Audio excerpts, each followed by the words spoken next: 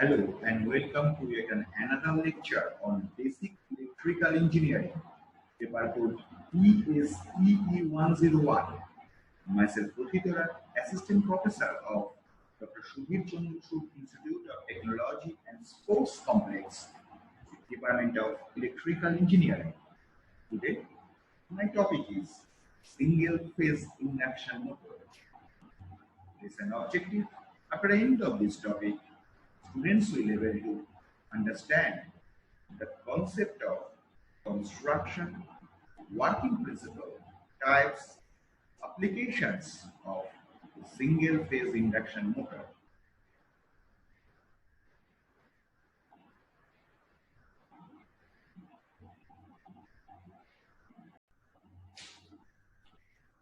So single phase induction motor. Contents. Today I am going to discuss about working principle and construction of single phase induction motor, types of single phase induction motor or method of starting, applications of single phase induction motor. So working principle. The single phase induction motor operation can be described by two methods. First, double revolving field theory. Second, cross field theory. The first one, it is named double revolving field theory, and the second one, that is cross field theory. So we will start with double revolving field theory. So single phase induction motors are most common type of electric motors which are generally used widely in domestic, commercial and industrial applications. So the double revolving field theory states that a single phase AC current supplies the main winding that produce a pulsating magnetic field. A single phase AC current supplies the main winding that produce a pulsating magnetic field. Mathematically, the pulsating field could be divided into two fields which are rotating in opposite direction. The pulsating field could be divided into two fields which are rotating in opposite directions. The interaction between the fields and the current induced in the rotor bars generate opposing torque. So, if we consider the magnetic field that is represented by B alpha equal to B max sine omega t cos alpha, it can be split into two components, that is B alpha now equal to half of B max sine omega t minus alpha plus half of B max sine omega t plus alpha. That is the general conception of sine A cos B. We are using the conception of sine A cos B, that is equal to half of sine A minus B plus half of sine A plus B. So it is clear that what we have discussed, that the mathematically the pulsating field that is generated could be divided into two fields which are rotating in opposite directions. So it is clearly seen that the pulsating field that is divided into two components One is half of Bmax sine omega t minus alpha, and another is half of Bmax sine omega t plus alpha, and they are rotating in the opposite direction. So, let us take this pictorial view where we can see that if phi f, that is stands for the forward rotating magnetic field, and phi b, that is stands for the backward rotating magnetic field. So we see that the magnitude of the both magnetic field is half of phi m.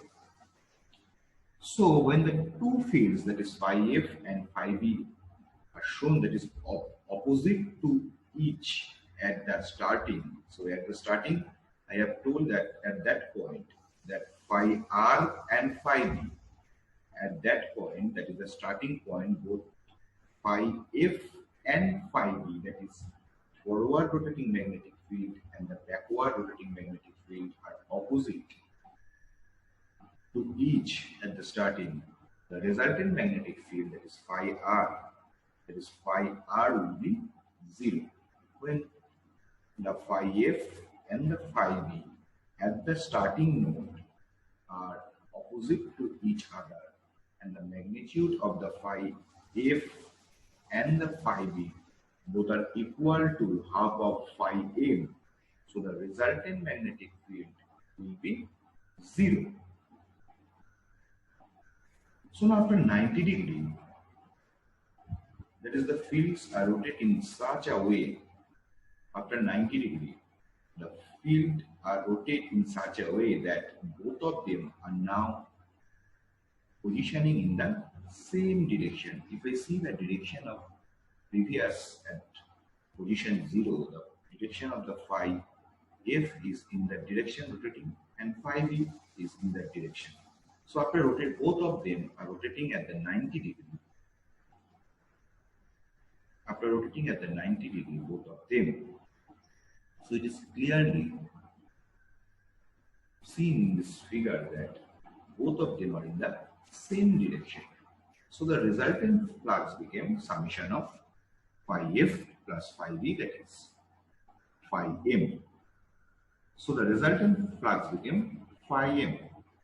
So that after 90 degree, the two fields are rotated in such a way that both of them are now positioning in the same direction.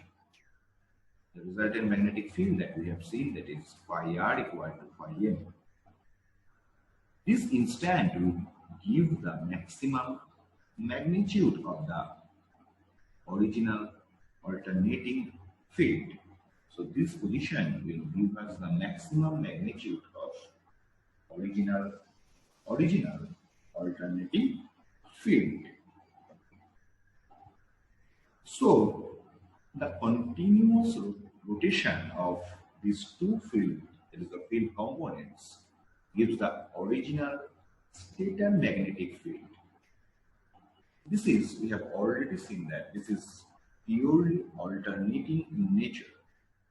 Now, each separate component is rotating and hence get cut by the rotor conductors. Due to cutting of flux, EMF get induced in the rotor conductors, which circulates the rotor current. The rotor current produces rotor flux. The rotor flux that interacts with one component, phi b, produces a torque in the anti-clockwise direction, and the rotor flux interacts with second component, phi b, that produce a torque in the clockwise direction. So this is a torque characteristics that we have seen for a single phase induction motor.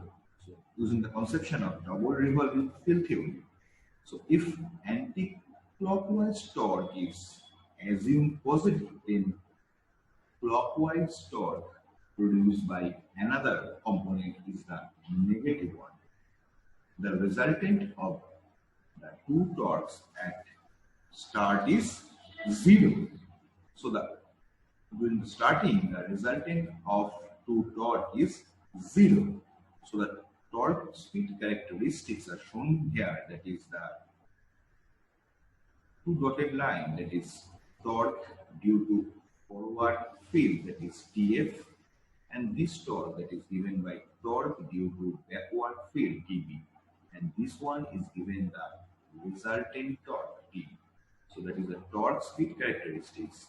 At that point, the speed equal to ns, synchronous speed, or the rotor speed equal to synchronous speed, that is the slip equal to 0. At the starting, the speed equal to 0. So the slip is 1, and this is called the speed equal to minus n is the backward speed. The corresponding slip value is 2. So we have seen the resultant torque due to the forward rotating magnetic field and also backward rotating magnetic field. There are two torques are produced due to forward and the backward rotating magnetic field, and as a result, a resultant torque that is produced here. And at the starting, at the point 0, when the speed is 0 and slip is 1, the value of the two torques at start is 0. So at the start, the two torques are equal in magnitude but opposite in direction. These torques that we have already seen, the two torques are magnitude are same but the direction is opposite. So the two torque strikes to rotate the rotor in different directions. That is the main cause, that the two torque that is there will try to rotate the rotor in different directions. Hence the net torque experienced by the rotor is 0. Therefore, it is said that single phase induction motor are not self-starting. So that is why we can say that the single phase induction motors are not self-starting. So when initial rotation is given to the rotor in any direction, the overall torque increases in that direction, and motor starts giving the performance that is similar to the three-phase induction motor. So we have already seen for the double revolving field theory, the interaction between the fields and the current induce the rotor bars generate opposing torque that we have already seen. Under this condition, with only the main field energize, the motor will not start. We have already seen it. However, if an external torque moves the motor in any direction, the motor will begin to rotate. We have already also seen this in our discussion. So the pulsating field is divided a forward and reverse rotating field. The motor is started in the direction of forward rotating magnetic field. This generates small, that is 5% of positive slip. The slip is suffix f in the forward direction is ns minus nr by ns. So the reverse rotating magnetic field generates a larger, that is 1.95% negative slip. So SB equal to slip in the backward rotating magnetic or reverse rotating magnetic field direction. In the direction of the reverse rotating or the backward rotating magnetic field, the slip that is generated is equal to ns plus nr by ns. ns plus nr by ns. So when nr equal to ns, the total backward rotating magnetic field slip is SB equal to 2. When nr equal to ns, the backward rotating magnetic field slip is 2. So it is already that we have seen that in case of the backward rotating magnetic field, when nr equal to ns in the backward direction, that is means nr equal to minus ns, the value of slip is 2. This is the torque speed characteristics of a single phase induction motor. Applying the conception of double revolving field theory. So the construction of single phase induction motor. So construction of a single-phase induction motor is similar to the three-phase squirrel cage induction motor. The rotor used here is same that as the used in three-phase squirrel cage induction motor, and it is very simple in design, robust in construction. The rotor is not insulated from the core. The slots on the rotor are either semi-closed type or totally closed type. Rotor windings are perfectly symmetrical and short-circuited with each other. An uniform air gap is there in between stator and rotor. Single-phase induction motor can be wound for any even number of poles, that is 2, 4, 6, etc. This type of motor normally have two stator windings. In motor that operates with both winding energized, the winding with more wear, that is more trans, is known as main winding, and other is called the auxiliary winding. In case of motor, synchronous speed equation is equal to, mathematical equation is given as ns equal to 128 by p, also applicable like three-phase motors. This is mainly because the poles have opposite magnetic polarity. So this is a construction of four-pole shaded induction motor. This is the stator winding that we have already seen. This is squirrel cage rotor, and this is shaded band. The salient pole motor where the shaded banding is there. Salient pole with shaded banding. What I have discussed, this is called the rotor shaft, and this is called the stator winding that we have already seen. This is the stator winding, this is the main winding, and this is the stator part. This is the stator part, this is the rotor shaft, this is stator winding, and this is the main winding. This is the pictorial view of construction of single-phase induction motor. Main winding, stator winding, rotor shaft, stator.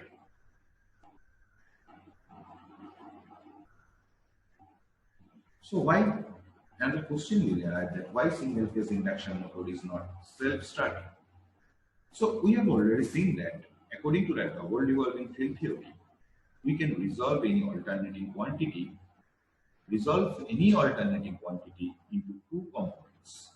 Each component has a magnitude equal to the half of the maximum magnitude of the alternating quantity that we have already seen. The magnitude is half of phi m. And both these components rotate in the opposite direction to each other. So a flux that we have already seen can be resolved into two components. One is called the phi m by 2 and another is minus phi m by 2.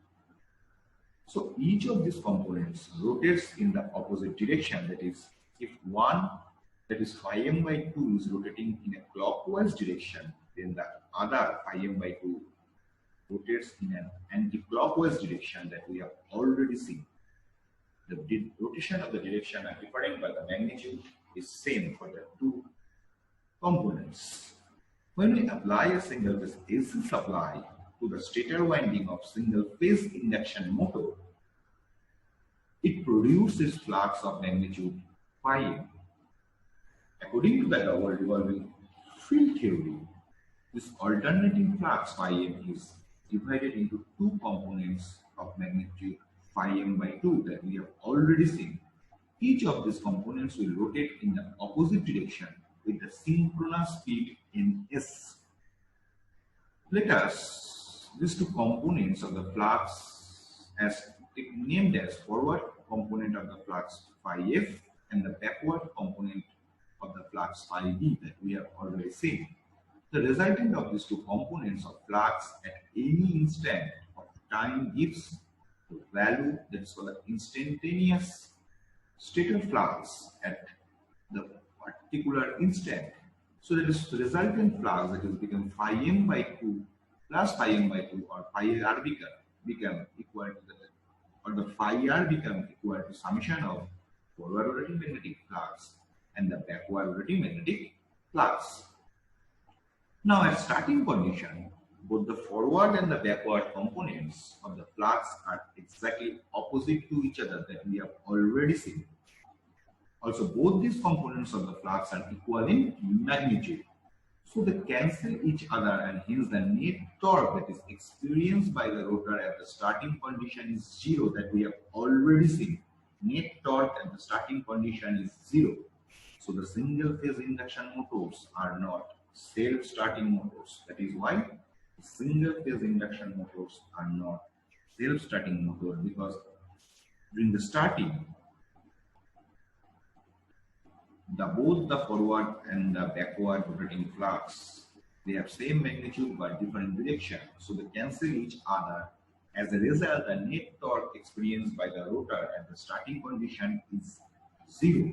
So the single phase induction motors are not self-starting motors. So that is why the single phase induction motors are not self-starting motors.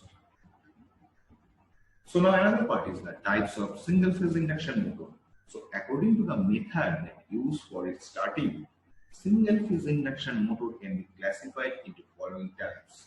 One is called split phase motor or resistance start motor.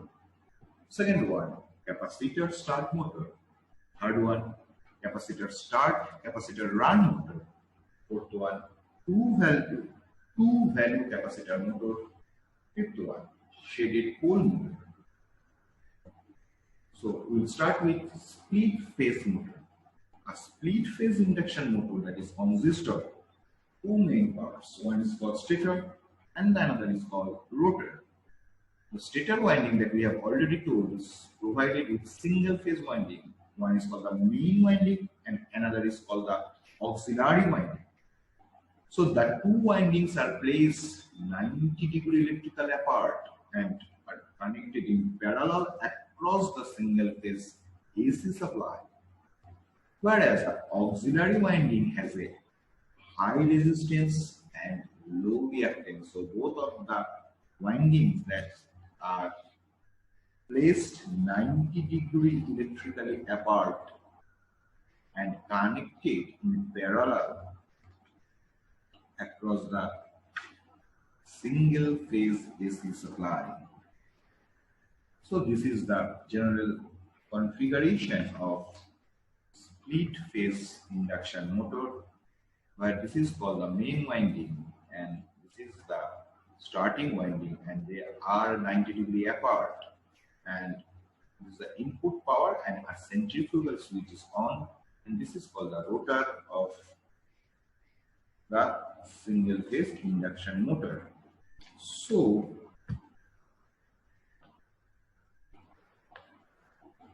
in order to produce the torque, so this type of motors are generally, in order to produce the starting torque, both of these windings are 90-degree apart from each other. So this is the method of split phase induction motor. So another is the capacitor start motor. So in these motors, capacitor is connected in series with the starting winding, which takes leading current and hence produce high starting torque. Our main motto is to produce the starting torque during the starting of a single phase induction motor. The capacitor motor can be classified as capacitor start and capacitor run, two value capacitor. So capacitor start motor, in this motor the capacitor is connected in series with the starting winding, which takes the leading current. As the capacitor is used only to start, it is rated for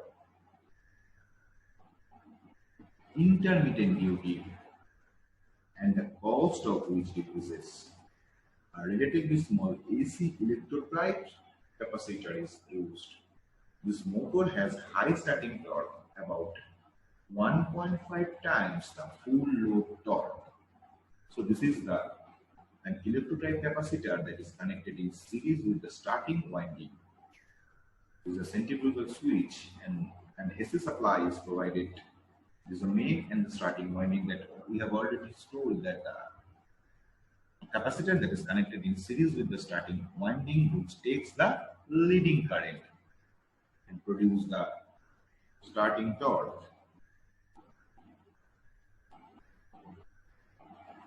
It is about 1.5 times of the full load torque. This is the rotor part of the motor. So another one is the capacitor start and capacitor run motor. So in this motor, there is no centrifugal switch. So in this type of motor, there is no centrifugal switch. So the capacitor remains in the circuit and helps to improve the power factor under running condition. So basically, the centrifugal switch that we have seen in the previous, that when the motor that attains the 70 to 80% of the rated speed, the centrifugal switch gets opened automatically. When the motor that is reached or attained the 70 to 80% of the rated speed, the centrifugal switch that is opened generally or opened automatically. But here the centrifugal switch, no centrifugal switch. So the capacitor remains. When the centrifugal switch get open, this capacitor get out of the equation. But when there is no centrifugal switch, there is no chance for the capacitor to get out of the equation, and that helps to improve the power factor under running condition.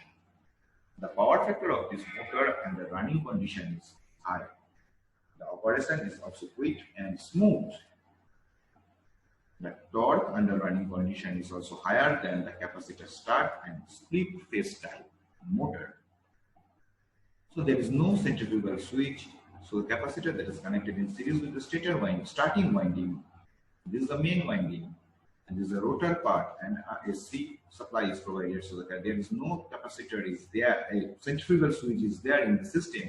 So capacitor will remain when the motor at its running condition, which in turn input the power factor under the running condition of the motor.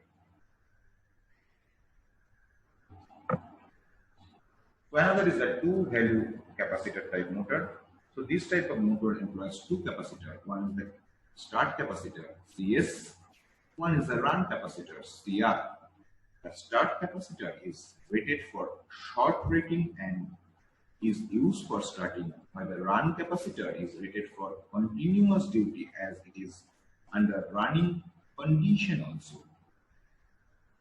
So two-value capacitor type motors that we have already discussed, that a centrifugal switch that is used to disconnect the start capacitor under motor has reached, that we have already told that about 70 to 80% of this, that I have already told that about 70 to 80% of its full load speed, the centrifugal switch get disconnected.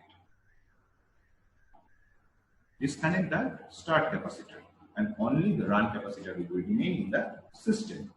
The motor is useful, but the motor has start against this motor. This type of motor is generally very much useful wherever the motor has start against heavy loads. The starting torque is about 2 to 2.5 times its full load torque. So this is the arrangement, where the main winding and the starting winding, one is run capacitor, one is start capacitor, and there is a centrifugal switch and there is a rotor.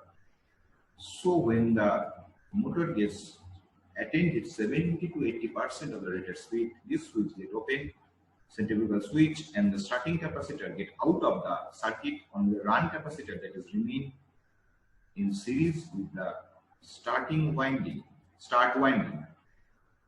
So this is the general implementation of capacitor, two-value capacitor type induction motor. One is capacitor start capacitor and one is run capacitor. So another part is the shaded pole motor. A shaded pole motor has a stator that is consisting of salient poles and a squirrel cage rotor. The main winding is wound on the entire pole section. When the AC supply is given to the stator winding of the shaded pole, due to shading provided on the salient poles, a rotating magnetic field is produced.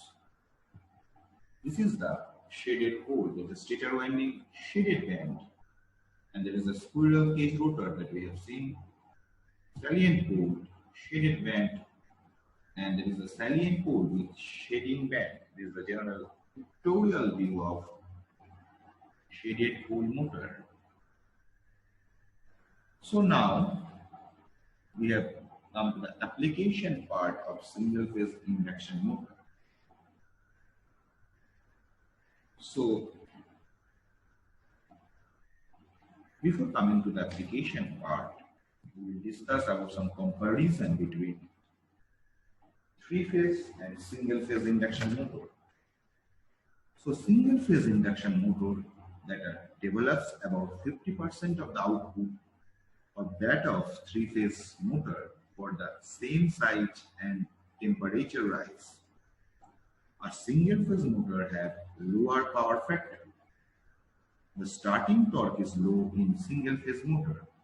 Single-phase motor has lower efficiency. Single-phase motor are more costly than three-phase of the same rating. Though single-phase motors have very low rating, that is a fraction of horsepower, are generally used for the domestic purpose. As generally they are used for the domestic purpose application. So the single-phase induction motor are simple, robust, reliable, and cheaper for small ratings. So this motor find use in fans, refrigerators, air conditioners, vacuum cleaners, washing machines, centrifugal pumps, tools, small farming appliances, blowers, etc. These are mostly used for low power but constant speed devices such as agriculture tools and machinery, where the three-phase supply are not available. 1 by 40 kilowatt to 1 by 25 kilowatt motors are used in toys, hair dryers, etc. So basically we have found that the single-phase induction motors are generally used in our daily life frequently. And this type of motors are very easy to repair. This type of motors are also very easy to repair purpose. So those are the applications of single-phase induction motor. Generally they are applied in our household purpose, or they are very much familiar with our daily life use. So today we have learned about the